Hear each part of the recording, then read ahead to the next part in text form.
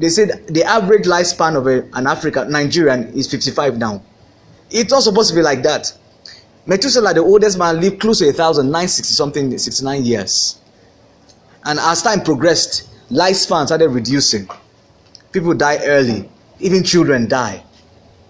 So sin brought death. In God's program, we're supposed to be eternal like him, immortal like him.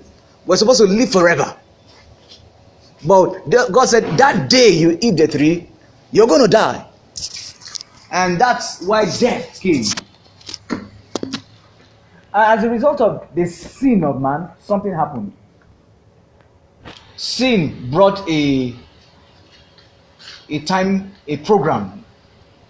Now, God made man to be like him and to live with him forever. Are you understanding me? When he made the heavens, he made the earth, put man on the earth, be in charge, multiply, fill the earth, occupy the earth. He put a garden in Eden, put man there to take charge of it. And when man sinned, God had a program of redemption, a program of salvaging men, of restoring man to himself. Just like those that are parents, or if you're going to soon become a parent, there's a connection that you have to your children. No matter how wayward your child is still your child. No matter how notorious, how terrible your child, there's a link. He's carrying your blood. So God had a program of salvation for man. Before man fell, God made a program for redemption. He said, because God made man and gave him what is called free will. God did not make man a robot, because some of us have a lot of questions. Why didn't God stop him from eating the tree? And a lot of questions like that. God didn't make us a robot. He made man and gave him. It was a risk God took to give man what is called the free will. That means you have the right of choice. That's why as a young person, you're coming to a point. If you are in America, if you're above 18, who's above 18 here? You're above 18. You're supposed to be on your own. No? You're not supposed to be eating your father's food. From 18, they're employable. They can live on their own. That's why you notice that they're more of nuclear. It's an African setting, this extended family. Your father's brothers are all in the house. Your father's sisters are all in the house. We have that communal kind of living in Africa. So, God had a program for redemption for man. So that program is what brought dispensations. What do you understand by dispensations? Dispensations are periods of times. There's a time of law. God brought the law. Then there's a time of grace. Then, in God's program, there's, I drew a small graph here. There's eternity past. That's where God dwelt before he created man. And you know that before we were given birth to, we're with God. Our spirits were with God. Then we came, God sent us to the earth. So we dwelled in eternity, as it were, as seeds in God's bosom, as it were. Then after eternity, there's creation. After God created time. When God made the heavens and the earth, time began. Then in that creation, there's a lifetime. All of us have a lifetime. Your life is timed. That's the meaning. Do you understand? Yeah. Your life is, as you're sitting here, you have lost some time. We came here by whatever time. No. As we're sitting here, time is not waiting for us. Time is ticking. Tick, tick, tick. As the time is ticking, your hair is becoming grayer. I don't know whether I've added another gray hair as I sat here. Because how it transforms, I didn't know when I started having gray hair. I'm not up to 40 yet.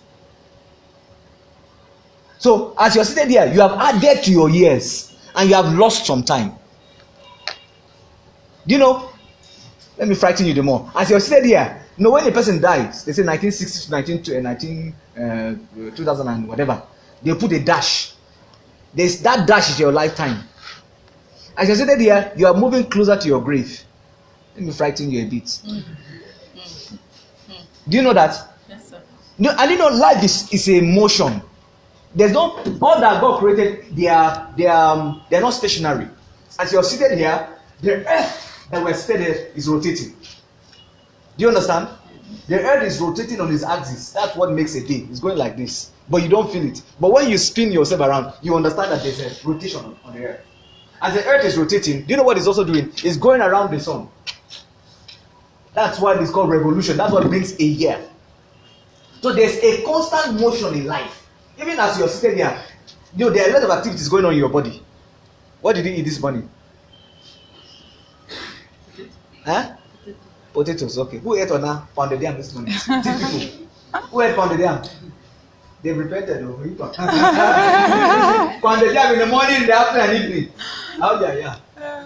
So there's a movement, there's a system. Your blood is moving. There's a biological progress workings in your bodies. The food you eat is digesting your system. That's why some of you, at some point, you want to feel sleepy. Because sometimes when your food the system is working, your body wants to rest. And that's what brings sleep and all that sometimes. So what am I trying to say? I'm saying that there's a lifetime. And within that lifetime, there's a death. That's when your chapter will close. But in God's program, there's what is called the rapture. You know the rapture? You know about the rapture? I'm not going to dwell more on the events of the end times. But a time will come that God will come and take away his church. No, within that lifetime, within the lifetime in God's program, Jesus came at a point and he died for our sins. So that's when the time of grace began. Before the time of grace, the days of the law, when you sin, God brings judgment immediately. There's a law. They say if you catch a woman sleeping with a man that is not her husband, and there are proofs, 2 or 3 witnesses, and you bring them to the priest and all that, and they will stone the person to death. But you know, a lot of us are escaping with our sins these days. Huh? You go and sleep with a guy that is not your husband. You've not married him. He has not paid your dowry. And some of you might not be doing it, but he's touching some things that he has not paid for. Huh? He's seeing some things that he has not paid for.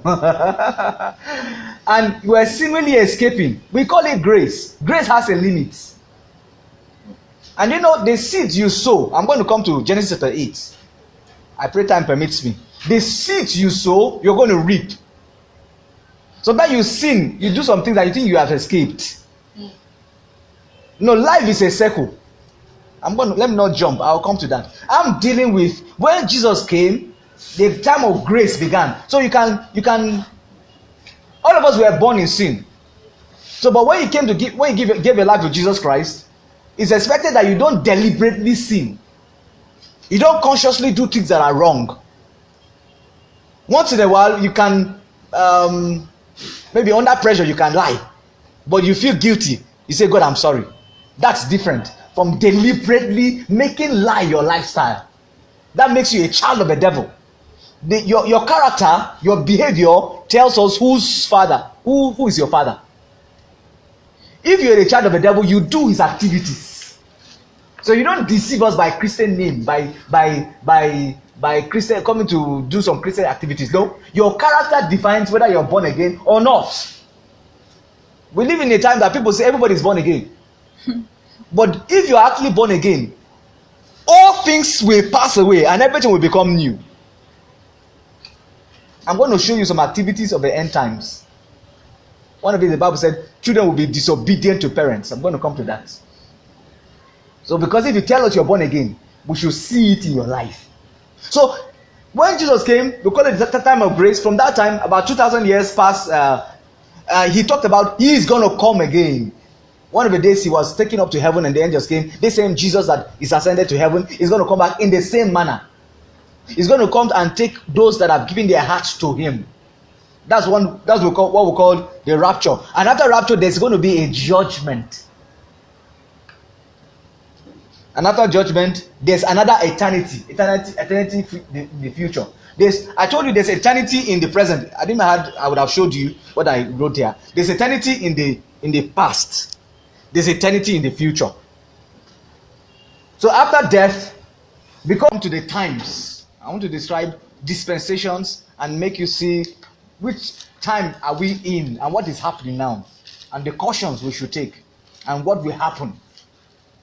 Genesis 8 from verse 22. Remember that when Noah came out from the ark, he offered a burnt offering to God.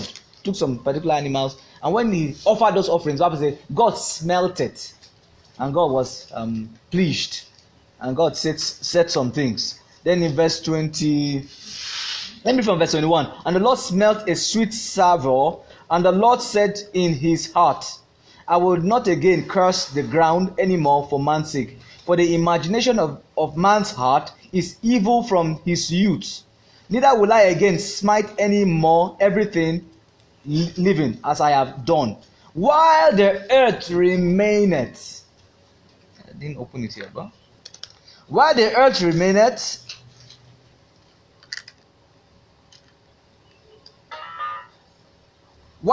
remaineth, seed time and harvest, cold and heat, summer and winter, day and night shall not cease. You have another version? The first phrase about this King James. Yes. As long as the earth endures. As long as the earth endures. Read another version for me. That first phrase. As long as the earth remains. As long as the earth remains. That suggests that the earth has a time frame for its living, for its existence. It says that while the earth remaineth, because of sin, decay came in. Sin brings decay, and when decay comes, it brings expiry dates. So because of the sin of man, because of the blood and all that, there's a curse on the earth. There's a judgment that's going to come on man and on the earth. That's why if you go to 2 Peter, Bible talked about that this earth will be burnt by fire. There's a time that will come after rapture and after judgment and all that, and the Bible talked about a new heaven and a new earth that God will create, that there's no sin and there's no corruption. So I'm just trying to also still remind you that there's a time frame for living. The earth is just enduring for a time. But the Bible said, as long as the earth is enduring, and all of God's creation is yearning, is crying for a restoration to the original state that God made it. That's why there's this yearning in your spirit for a complete restoration of your person back to the original state God made. Even though your spirit has been regenerated, but you're still in the body and in the world.